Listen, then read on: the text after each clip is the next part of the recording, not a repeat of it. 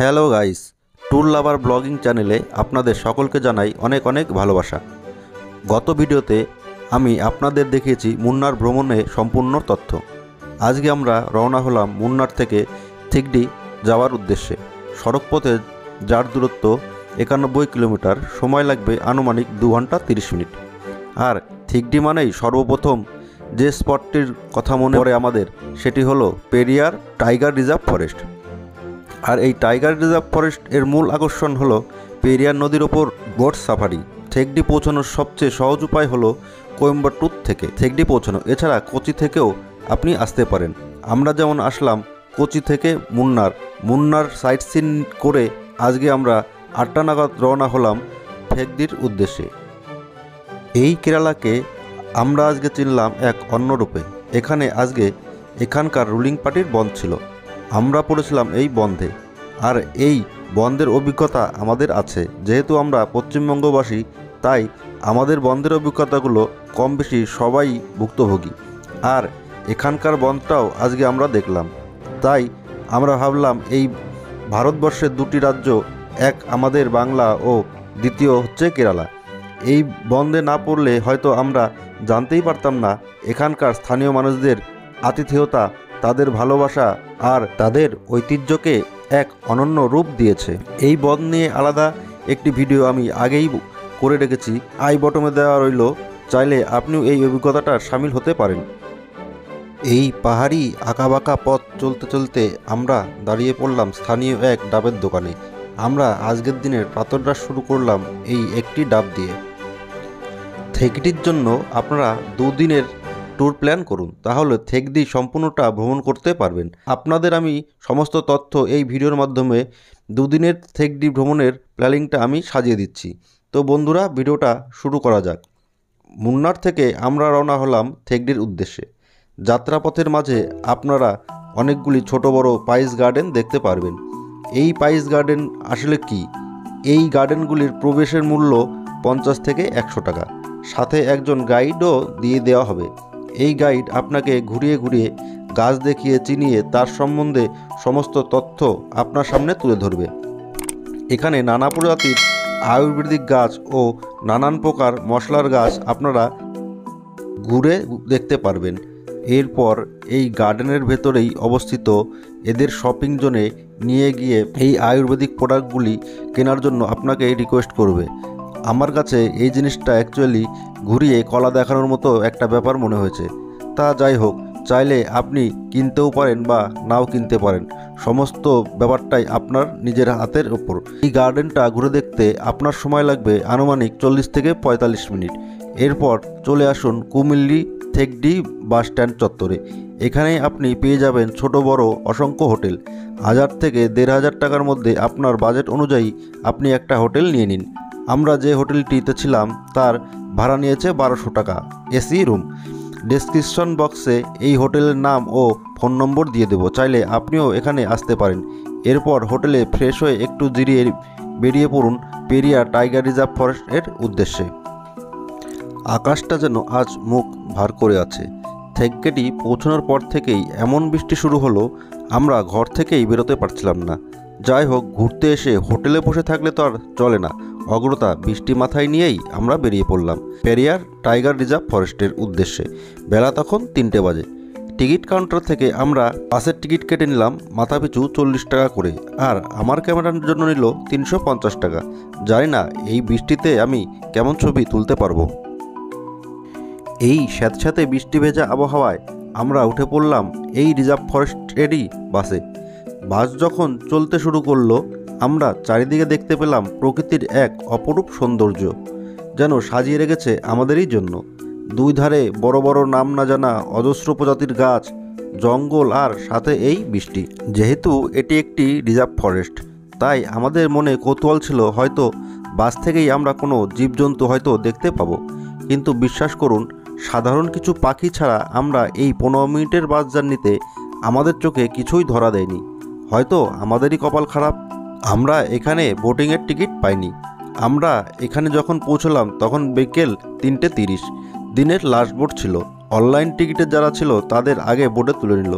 এরপর অফলাইন টিকিটও কিছু যাত্রী নেওয়া হলো, কিন্তু আমরা চান্স পেলাম না। অগ্রতা বাইরে অপেক্ষা ছাড়া আমাদের আর কোনো উপায় নেই। বাইরের থেকে আমরা যতটা যা দেখতে পাই আমরা সেটুকুই দেখব। আমরা বাইরের থেকে যতটা দেখার সেটুকুই দেখব। অফলাইন টিকিট শেষ, অফলাইন টিকিট আজকে আর দিচ্ছে না।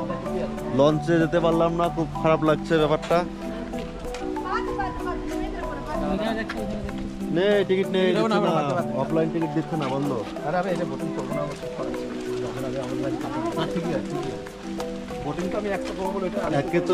একে তো মাথায় বৃষ্টি, তারপরে যদি অনলাইনে টিকিটটা কাটা থাকতো আমাদের হয়তো বোটে গেলে ভিজতাম না। হ্যাঁ, বোটের মাথায় ছাদ করা আছে, বোটিংয়ে ভিজতাম না। এদিকে ছাতাও নিয়ে আসিনি, পুরো ভিজে যাচ্ছি। বোট তো ছিল, টিকিট কেন দিল না বুঝতে পারলাম না। পুরো জঙ্গল সাফারিটা এখান থেকে আমরা করে নিতে পারতাম। ওই যে ওরা যাচ্ছে বোটে, ওদের অনলাইন টিকিট কাটা আছে তাই ওরা যেতে পারছে। আমাদের টিকিট নেই, আমরা যেতেও পারবো না। আমাদের টিকিটও নেই, আমরা যেতে। প্রায় 250 কিলোমিটার লম্বা পেরিয়ার নদী হলো কেরালার দীর্ঘতম নদী। এই পেরিয়ার নদীকে বলা হয় কেরালার লাইফ লাইন, কারণ এই নদীর দুই প্রান্তের বিস্তীর্ণ অঞ্চলের মানুষের পানীয় জল, গৃহকার্য, কৃষিকার্য, শিল্পায়নের জলের চাহিদাও পূরণ করে এই পেরিয়ার নদী। তবে ভালোর সাথে সাথে কিছু মন্দ ব্যাপারটাও আছে। নদীতে বন্যার ফলে প্রতি বছর বর্ষায় এই অঞ্চলের মানুষকে অনেক দুর্ভোগ সহ্য করতে হয়। এই কারণে পেরিয়ার নদীর ওপর তৈরি করা হয় এক ড্যাম। সেই ড্যামের জলের সৃষ্টি হয়েছে এই পেরিয়ার লেক। আর এই পেরিয়ার লেককে ঘিরেই গড়ে উঠেছে টাইগার রিজার্ভ। এখানে কি কি দেখতে পাবো? গন্ডার, ভাল্লুক,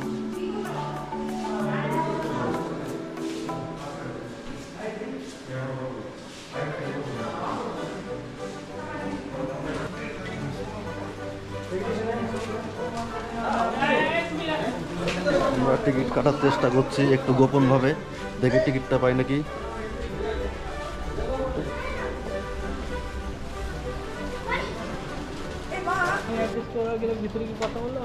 আমরা অফলাইনে একটু চেষ্টা করেছিলাম সরু লাইন দিয়ে, কিন্তু হলো না। আমাদের আগে এসে এদের ল্যাঙ্গুয়েজে কথা বলার কারণে অন্যরা টিকিটটা পেয়ে গেল, ওটা করে ওরা বেরিয়ে গেছে। এখন আমরা এই দাঁড়িয়ে থেকে ঘাটের থেকে এই লঞ্চের দৃশ্যটা দেখা ছাড়া আমাদের আর কোনো উপায় নেই। এই বোট সাফারিটা ছিল 2 ঘন্টার।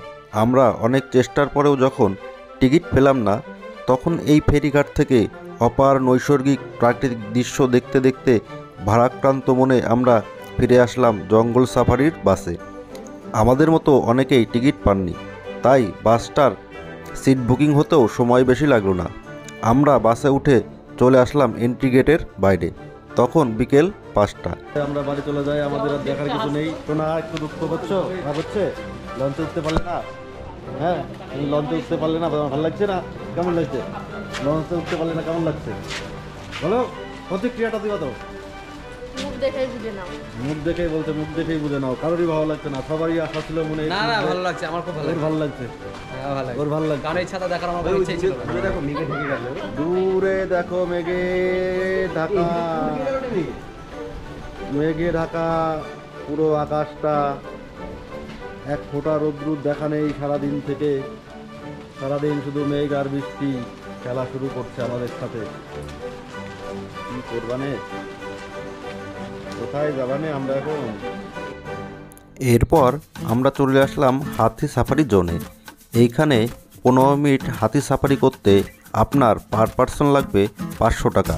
খুব মজাদার একটা সাফারি।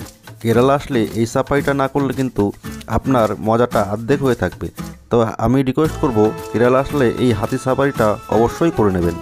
একই লোকেশনে টিকিট কাউন্টারে আপনারা এই হাতি সাফারির টিকিট, মার্শাল আর্ট ও কথাকলির টিকিট এবং কি আরও 4-5 রকম অ্যাডভেঞ্চারের টিকিট এই একই কাউন্টার থেকে বিক্রি করা হচ্ছে। তো আমরা এখান থেকে শুধু আজকে কথাকলি ও মার্শাল আর্টটা দেখব। এরপর আমরা বেরিয়ে পড়লাম কেরালার প্রাচীনতম ঐতিহ্য কথাকলি ডান্স ও মার্শাল আর্ট দেখতে। এখানে এন্ট্রি টিকিট পার পার্সন 200 টাকা। টাইম 5টা, 6টা, 7টা, প্রত্যেকটি শোই 1 ঘন্টা করে।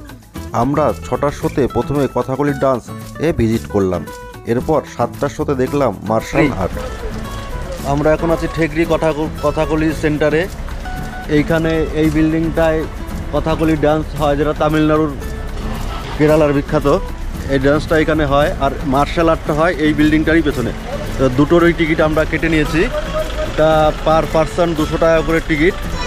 এই কথাকলির টিকিটটা আমরা কেটেছি 6টা থেকে 7টার টাইম। আর এই শোটা, ডান্স শোটা শেষ হওয়ার পরেই আমরা মার্শাল আর্টটা দেখবো। সেটা 7টা থেকে 8টা পর্যন্ত টাইম আমাদের সেট করা আছে। যার কারণেই এই জায়গাটায় দেখো অসম্ভব গাড়ির লাইন, ভিড় পড়েছে এত বৃষ্টির মধ্যেও।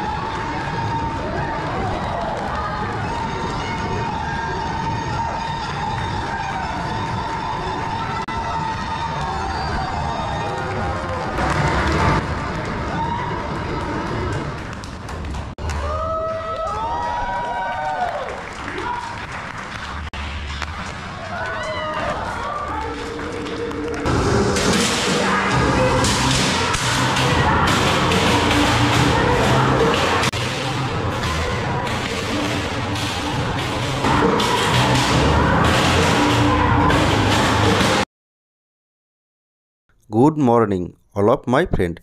ঘড়ির কাঁটায় এখন সকাল 7টা।